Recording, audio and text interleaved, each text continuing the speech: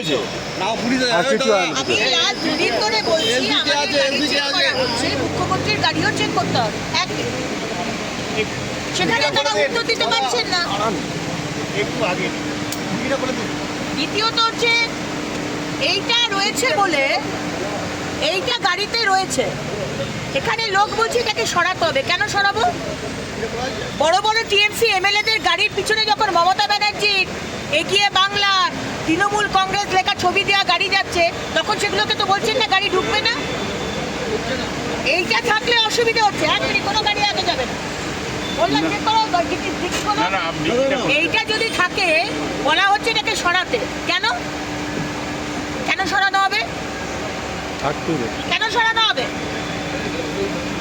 টিএমসির গাড়ির এমএলএদের পিছনে বড় বড় করে ছবি থাকবে মমতা ব্যানার্জির আর টিএমসি, আর আমাদের একটা পদ্ম ফুলের ছবি থাকলে সেটাকে